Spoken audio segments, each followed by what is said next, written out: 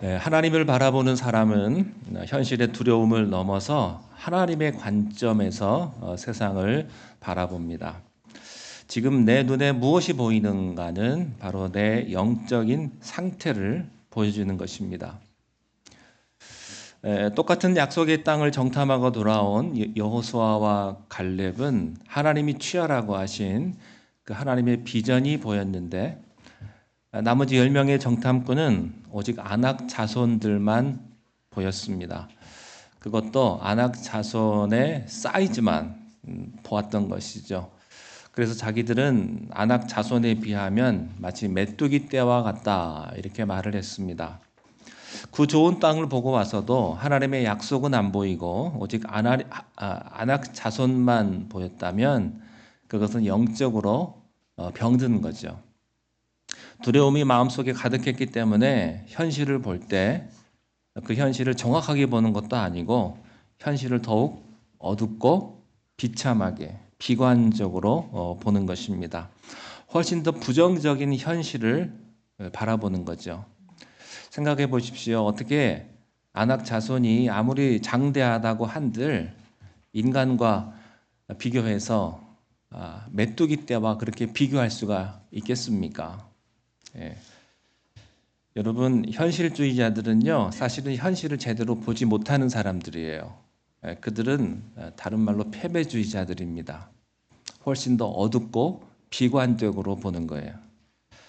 현실을 더욱더 부정적으로 보기 때문에 그런 사고를 갖게 되는 것입니다. 만원경을요, 거꾸로 보면 크게 보여야 될 게 작게 보이고 작게 보여야 될 게 크게 보입니다. 크게 봐야 될 하나님은 작게 보이고 작게 보여야 될 아낙 자손은 크게 보였던 거죠. 문제가 큰 게 아니고 믿음이 없는 것이 문제입니다. 오늘 성경 본문에 나오는 엘리야와 그 사환들도 그 관점의 차이였습니다. 믿음이 큰 자와 믿음이 작은 자가 보는 것이 달랐던 거죠. 믿음이 작았던 사환들은 7번씩 갈멜산 정상을 왔다 갔다 했지만 아무것도 보지를 못했어요. 그렇지만 엘리야는 그동안에 하나님의 말씀을 붙들고 갈멜산 정상에서 계속해서 무릎 꿇고 기도했습니다. 사환은 갔다 올 때마다 거친 숨을 내몰아 쉬면서 이렇게 말합니다. 아무것도 보이지 않습니다. 그 말은 맞는 말이죠. 그러나 육의 눈으로 보기 때문에 아무것도 안 보인다고 하는 그런 절망적인 말만 계속해서 엘리야에게 전하고 있는 겁니다. 믿음이 없는 사람들은요, 항상 절망만 숨가쁘게 얘기합니다. 우리가 뉴스를 보고 또 날마다 들려오는 소리는요, 항상 이런 얘기예요.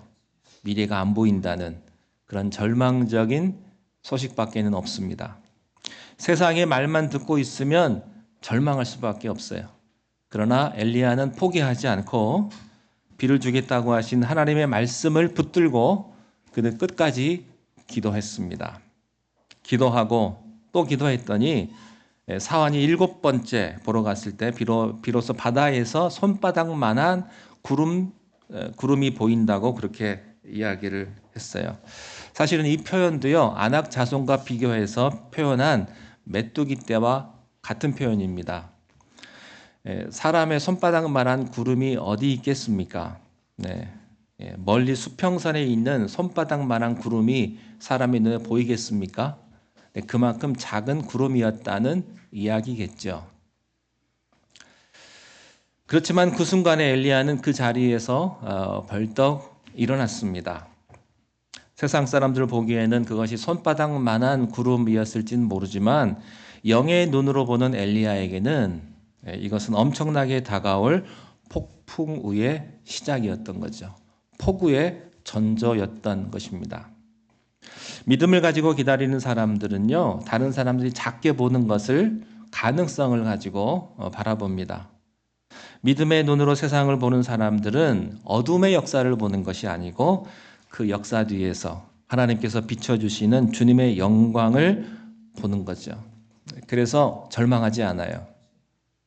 문제가 커 보이는 것은 문제가 진짜 커서 그런 것이 아니고 예배가 메말랐기 때문이라는 겁니다. 믿음의 눈으로 보면 그렇게 커 보이는 문제가 작게 보여요.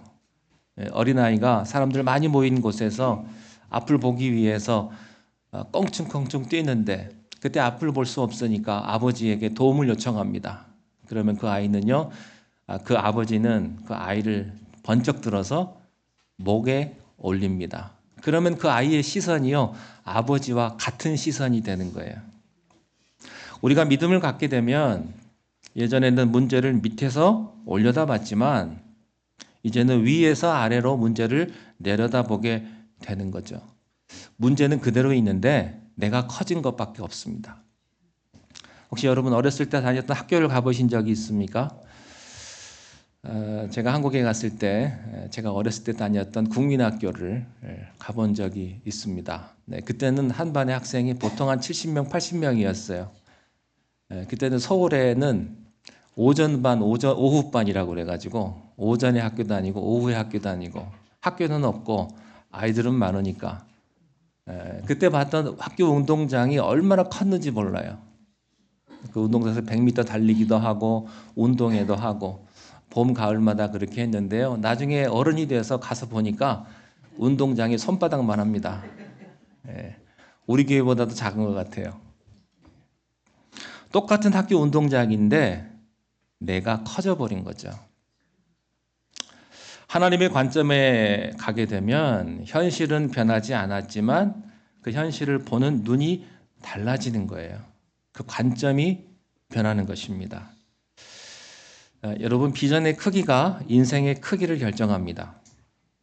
예배의 자리에서 하나님의 영광을 체험한 사람은요, 높은 자리로 올라가는 거예요. 가장 높이 나는 새가 가장 멀리 보고요, 가장 멀리 보는 새가 가장 멀리 갈 수 있는 거죠. 비전의 크기가 인생의 크기를 결정해요. 우리는 세상 사람들처럼 너무 바로 앞만 보고 달려가다 보니까 하나님을 보는 시각을 상실해 버렸습니다. 여러분은 어떤 눈으로 세상을 바라보고 사십니까? 여러분 혹시 바로 앞만 보고 세상을 살아가지는 않습니까? 여러분 이런 분들은요, 목적 지향적인 사람들이에요. 그래서 앞만 보고 가기 때문에 가족에게도 상처를 주고 주변 사람들에게도 상처를 주는 것이죠. 어떤 사람들은요, 앞으로 가긴 가는데 자꾸 뒤를 돌아보는 사람이 있습니다. 이런 분들은요, 앞에 있는 맨홀에 빠질 수가 있어요. 앞으로 나아가야 되는데 자꾸 과거의 상처만을, 과거의 아픔만을 되새기면서 그렇게 살아가는 거예요. 또 어떤 사람들은요, 앞을 가는데 옆을 두리번 하면서 살아가는 사람도 있습니다. 이런 사람들은요, 다른 사람들의 눈치를 보면서 살아가는 사람들이에요. 유행에 민감한 사람들, 옆 사람의 말에 너무나 쉽게 흔들리는 사람들. 이런 사람들은요, 인생에 원칙이 없기 때문에 줏대가 없어서 그렇게 원칙이 없는 인생 때문에 불안한 삶을 살아가는 것이죠. 하나님의 사람은 앞만 보는 것이 아니라 눈을 들어 하늘을 봐야 합니다. 그래서 성경은 곳곳에서 우리들에게 이렇게 이야기를 해요. 눈을 들어 하늘을 보라. 눈을 들어 하늘을 보라. 그 말은요, 우리가 자꾸 우리의 눈이 땅만을 향하고 있었다는 이야기입니다. 하나님께서는 우리가 기도한다면 또 예배한다면 이제 눈을 들어 하나님을 바라보라고 말씀을 하세요. 우리가 영의 눈을 뜨고 하나님을 바라보면 우리가 다른 인생을 살게 될 것이라고 그렇게 말씀을 하십니다. 하나님의 관점으로 세상을 보기 위해서 우리가 두 가지 선행돼야 되는 조건이 있어요. 첫째는 예배의 회복이고요. 둘째는 기도입니다. 오늘 본문의 사건이 있기 전에 그 당시 상황을 좀 이해할 우리가 필요가 좀 있는데요. 그 당시에 이스라엘은 하나님 앞에 예배가 무너져 있었습니다. 이스라엘 백성들이 우상을 섬기고 또 죄를 너무 많이 지으니까 하나님께서 3년 동안 물을 끊어버리셨어요. 하늘에서 비를 주지 않으셨습니다. 끔찍한 가뭄이 백성들을 도탄에 빠지게 했어요. 3년이 지났습니다. 3년 만에 하나님께서 비를 주시기로 작정을 하시고 이제 비를 내릴 것이다 이렇게 말씀을 하셨는데 하나님께서 비를 곧바로 주지 아니하시고 먼저 갈멜산에 올라가서 엘리야에게 기도하게 하세요. 그래서 엘리야가 갈멜산에 올라가서 예배의 제단을 쌓았어요. 그리고 그곳에서 제단을 쌓고 하나님 앞에 기도했더니 하늘에서 불이 내려와서 그 제단을 살라버렸습니다. 하나님이 응답하신 거죠. 예배가 회복되면서 엘리야는 그 즉시 그 나라의 영성을 좀먹고 있던 바알과 아세라 350명의 선지자를 다 죽여버립니다. 예배가 회복되는 순간에 여러분의 인생에서 좀먹고 있던 그 우상이 죽습니다. 그리고 우리가 살아나는 거예요. 그러면 모든 보이는 것이 달라집니다. 우리는요, 세상을 어둡게 보면서 우리가 어둡게 보는 줄 모르고 살아가요. 제가 얼마 전에 한국에 갔다가 차를 빌려가지고 어디 아파트에 간 적이 있는데 요즘은 아파트가 다 지하 주차장이기 때문에 시설이 굉장히 잘 돼 있더라고요. 사람도 없지만 그 차 번호판만 넣으면 그 차단기가 올라가가지고 그 안으로 들어갔는데 밑으로 이렇게 쑥 내려갔는데요. 지하 주차장이 얼마나 어두운지 모르겠어요. 한국 아파트가 새 아파트인데 왜 이렇게 지하 주차장을 어둡게 만들었나 하고서 한참을 이제 불평을 하고 있는데 지나고 보니까 제가 밖에서 쓰고 있던 선글라스를 벗지 않았더라고요. 들어가가지고 내가 선글라스 쓴 그런 생각은 안 하고 무슨 이런 아파트가 다 있냐고 이렇게 형편없이 불도 안 켜놓은 아파트가 어디 있냐고 아파트 불평만 하고 있었습니다. 여러분 이 세상에서 절망만 보이고 답답해 보이는 것은 우리가 바로 이런 죄의 안경을 쓰고 있기 때문이에요. 세상의 편견과 우상들이 여러분의 시야를 가리고 있으니까 계속해서 절망만 보이고 슬픔만 보이는 거죠. 보이는 게 그것뿐이니까 인생이 행복할 리가 있어요? 인생이 항상 서글프죠. 힘든 겁니다. 예배가 회복되면 여러분의 시야를 가리고 있던 죄의 안경이 벗어질 거예요. 세상 우상이 안경을 우리가 벗어질 것이고요. 그때부터 우리가 보는 관점이 달라지는 것입니다. 또한 두 번째 우리가 기도하면 하나님의 관점으로 세상을 바라보게 돼요. 십자가의 보혈의 은혜로 예배를 회복한 사람은요. 영의 눈을 가지게 되는데 그렇게 되기 위해서는 우리가 기도해야 합니다. 여러분 우리가 하나님 믿는다는 말은 뭐예요? 다른 거 없어요. 내가 하나님께 기도한다는 말이에요. 만약에 여러분이 기도하지 않는다면 여러분은 하나님 믿는 사람이 아니에요. 뭘 보고 믿는다고 말하겠어요? 기도는 하나님과의 대화거든요. 여러분이 정말로 하나님을 믿는다면 하나님께 기도하셔야 돼요. 본문 41절에 보니까 엘리야가요 아합 왕에게 먼저 기도하러 가기 전에 이렇게 말해요. 먼저 가서 먹고 마셔라 이렇게 이야기를 합니다. 아직 구름 한 점 없는데 이 엘리야는요 미리 비가 올 것을 예견하고 축제를 준비하라는 거예요. 그렇게 예언하고 나서 엘리야는 바로 기도로 들어갑니다. 아직 눈에 보이는 건 아무것도 없어요. 뭐 구름이라도 있어야죠. 아직 눈에 보이는 비는 한 방울도 없지만 엘리야는요 아직 오지 않은 새벽을 보고 감사하고 있었던 겁니다. 여러분 기도하시기 전에 먼저 기도 응답의 확신을 가지고 기도하시기를 바랍니다. 내가 기도할 때 이게 될까? 네, 그러고 기도하지 마십시오. 내가 기도하면 하나님께서 반드시 이 기도에 응답하신다. 그런 확신을 가지고 기도하시기를 바랍니다. 기도는 이미 하나님께서 역사하실 것이라는 것을 확신하고 가는 거예요. 믿음의 눈으로 축복의 미래를 보는 것입니다. 여러분, 믿음의 눈으로 미래를 바라보는 사람은요, 답답한 가운데에서도 기도로 하늘의 문을 여는 것이고, 또 기도하는 자에게 남들이 듣지 못하는 큰 비의 소리가 미래로부터 들려오기 시작할 것입니다. 자, 예레미야 30장 3절 말씀을 우리 함께 읽어볼까요? 시작. 보라, 날이 이르리니 내가 내 백성 이스라엘과 유다를 포로에서 돌아오게 할 것이라. 여호와의 말씀이니라. 내가 그들을 그들의 조상에게 준 땅으로 돌아오게 하리니 그들이 이 땅을 차지하리라. 네, 이런 말씀도 있죠. 너는 내게 부르짖으라. 내가 내게 크고 놀라운 비밀을 너희에게 보이리라.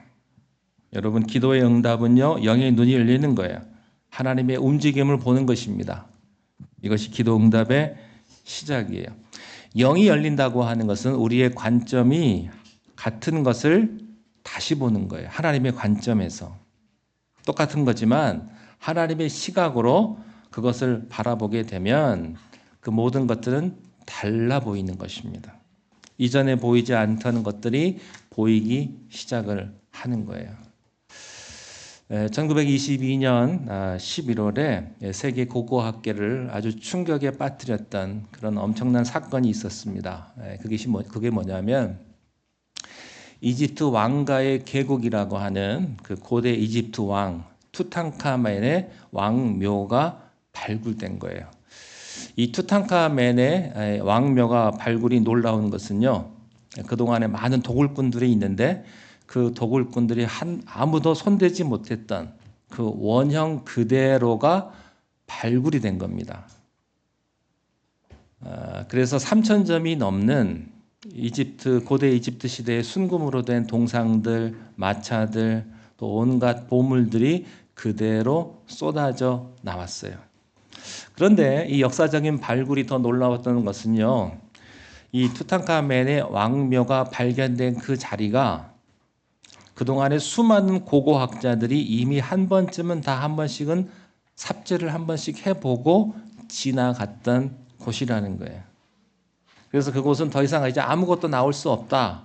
수많은 판정이 내려진 곳입니다. 이것을 전문용어로 archaeological hopelessness, 이제 고고학적인 가치가 없다. 뭐 그런 이야기거든요.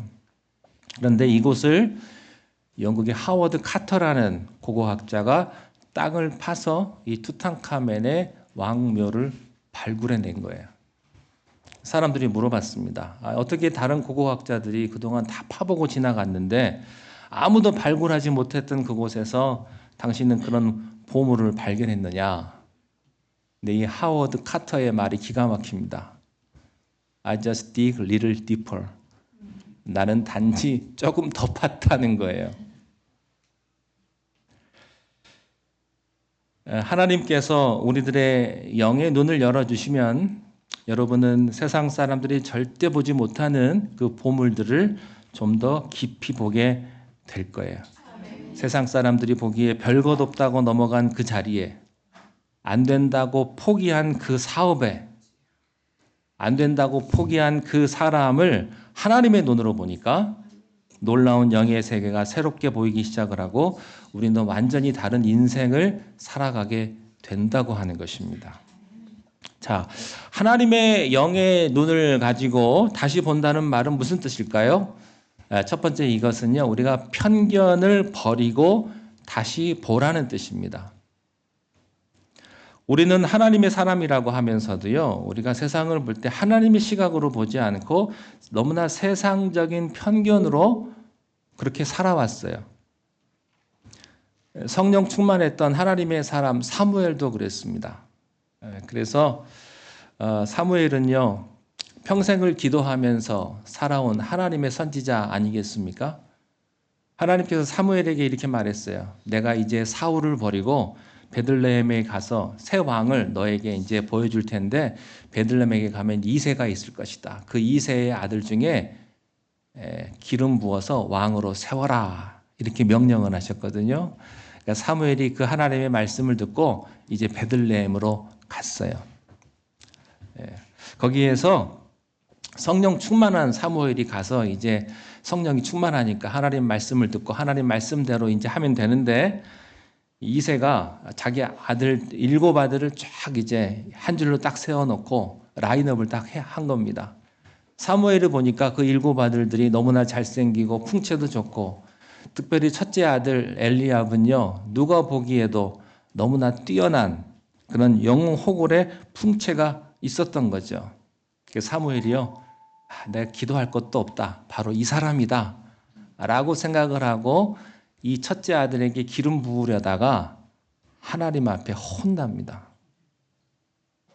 사무엘아 왜 편견을 가지고 사람을 보느냐? 왜 너는 육의 눈을 가지고 인간을 보느냐? 하나님은 외모를 보이지 않고 중심을 보신다. 사무엘이 충격을 받았어요. 7아들 모두가 아닌 거예요. 자, 그런데 메뉴에도 없던 아들이 하나 있었어요. 그 아들이 바로 막내 아들 다윗입니다. 그래서 다윗을 불러와서 하나님께서 그에게 기름을 붓게 해요. 여러분 하나님의 사람인 사무엘이 그랬다면 뭐 우리야 오죽하겠습니까? 사무엘이 본 외모는요 요즘으로 말하면 뭐 학벌 또 재산 배경 가족 뭐 이런 거겠죠. 하나님의 사람인 사무엘도 그런 세상적인 기준과 편견으로 사람을 봐서 실수한 거예요. 우리가 이 점을 생각해야 됩니다. 19세기 중후반까지만 해도 미국의 그 대부분의 목사님들은요 아주 명문 대학을 나온 아주 최고급 엘리트들이었습니다. 영국의 목사님들도 그랬습니다. 뭐 유명한 요한 웨슬리나 조지 위필드 또 요나단 웨드워드 같은 이런 분들은요 모두가 다 옥스퍼드, 예일, 하버드 다 이런 출신들이었어요. 그 당시 목사님들은요 신학교뿐만 아니라 일반 대학의 절반 이상이 대부분 목사님들이었습니다. 그 정도로 목사의 학력이 굉장히 높았습니다. 그런데 그때 D.L. 무디라고 하는 사람이 시카고에서 나타났어요. 그때까지 미국 교회가 상상도 못했던 수만 명, 수십만 명의 부흥 집회를 하면서요. 미국 전 대륙을 성령의 불길로 물들여 놨어요. 사람들이요. 이 D.L. 무디가 어떤 사람이냐 굉장히 궁금했어요. 첫 번째 뭐가 제일 궁금했느냐? 이 사람 대학교 어디 나왔대? 이게 궁금한 거예요. 여러분 우리가 어디 교회 목사님 봐도요. 그 목사님이 궁금한 게 뭐예요? PhD를 가지고 있대? 아니면 어디서 공부했대? 뭐 이런 거 아니에요? 사람들이 D.L. 무디에 대해서 굉장히 궁금해가지고 야 어느 대학을 나왔대? 그러니까 사람들이 아니 대학을 못 나왔대. 아니 그럼 고등학교를 졸업한 사람이 저렇게 했단 말이야? 아니 고등학교도 못 나왔대. 아니 그러면 중학교 졸업이라는 말이야? 아니요. 초등학교 5학년 학력이 그의 학력 전부였어요. 사람들이 충격을 받았습니다. 아니 어떻게 저렇게 공부를 못한 사람이 그런 성령 집회를 뜨겁게 할 수가 있겠냐고. 그때 모든 사람들의 편견이 깨졌습니다. 여러분, 여러분의 자녀들도 세상적인 편견으로 그렇게 보지 마시기를 바랍니다. 다윗의 아버지 이새도요, 자기 아들 다윗을 몰라봤어요. 메뉴에도 없었어요. 자기 집안을 일으켜 세울 것이라고 하는 기대를 하나도 하지 못했던 아들이 바로 다윗입니다. 근데 그 다윗이요, 이스라엘의 역사를 바꾸는 그런 인물이 되잖아요.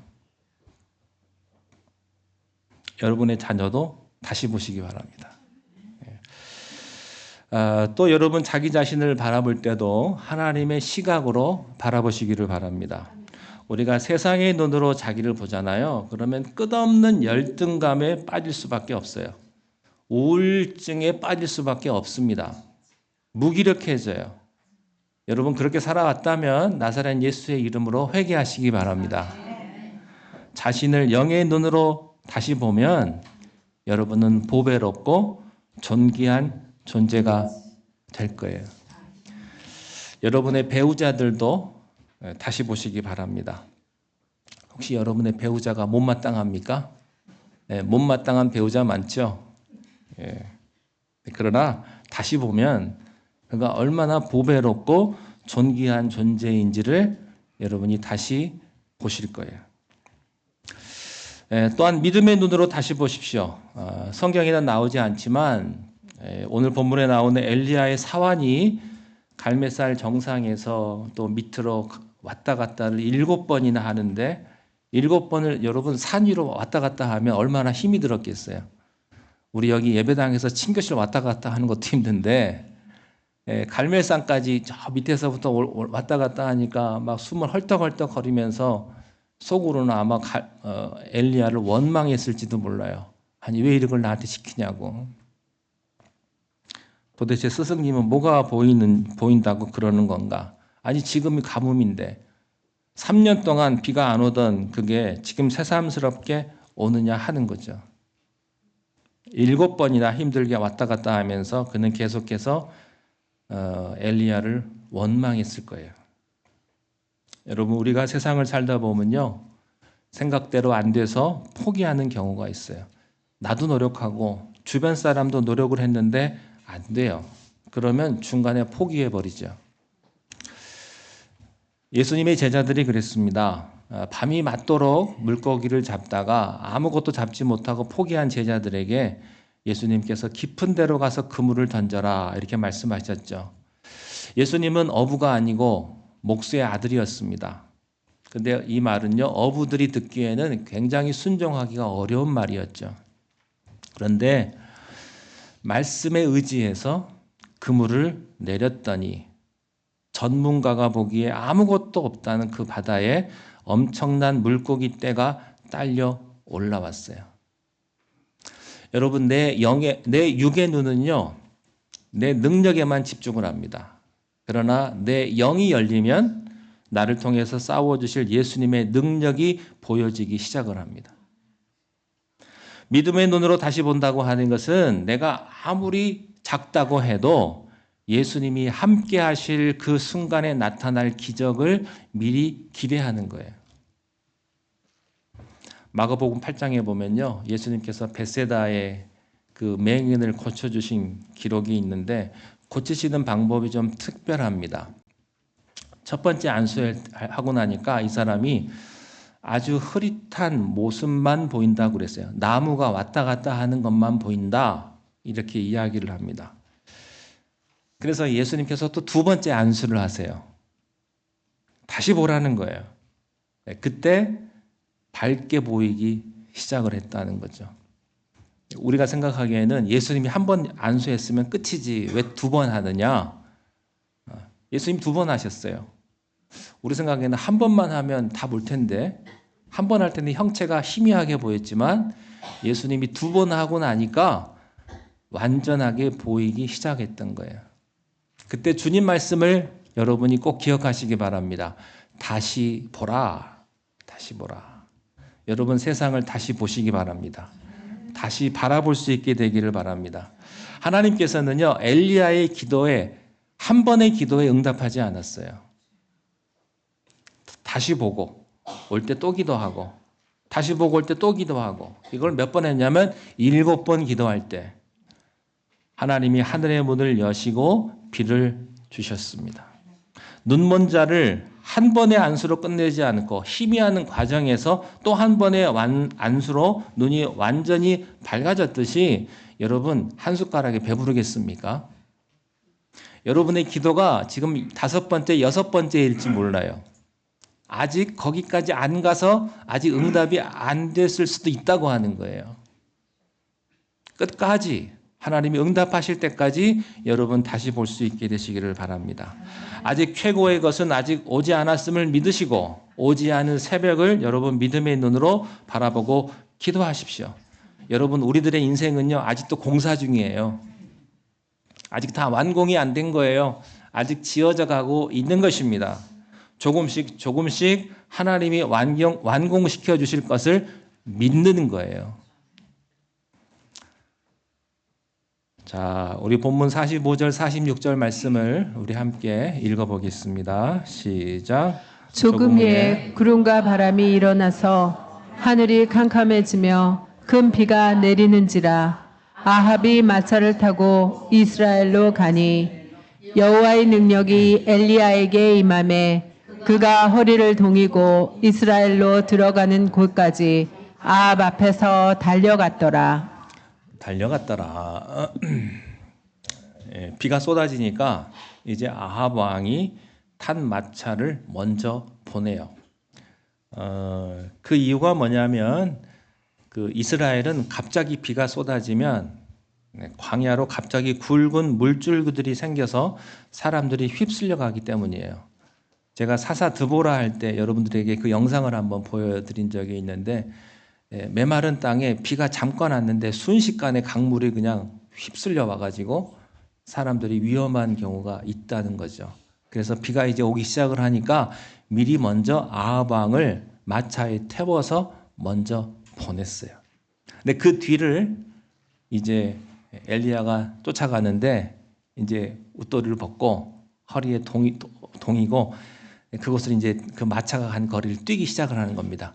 이 갈멜산에서 이스라엘까지는요 거리가 한 25km 정도가 돼요. 25km를 그냥 냅다 뛰는 겁니다. 그런데 왕이 도착한 그 마차보다도 더 빨리 도착을 했어요. 이것도 이해가 안 돼요. 근데 이것도 하나님의 능력이 있다라고 생각을 합니다. 아마 엘리야는요 그 뛰면서 힘들지 않았을 거예요.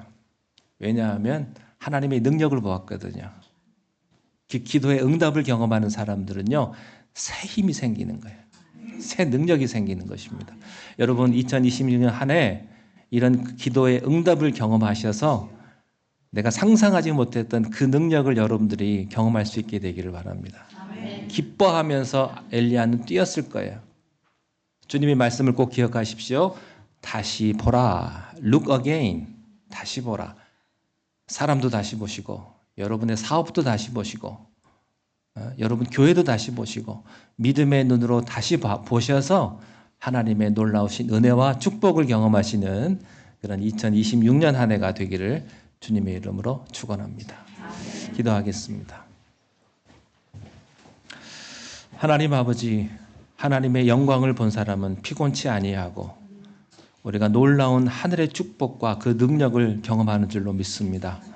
2026년 한 해를 저희들에게 허락하셨사오니 이 귀한 한 해 힘들고 어려운 상황 속에서도 그 귀한 하나님의 축복의 물줄기를 붙들고 믿음의 눈으로 이 모든 것들을 바라보며 하나님의 축복을 경험하는 한 해가 될 수 있도록 하나님이시여 우리를 인도하여 주시옵소서.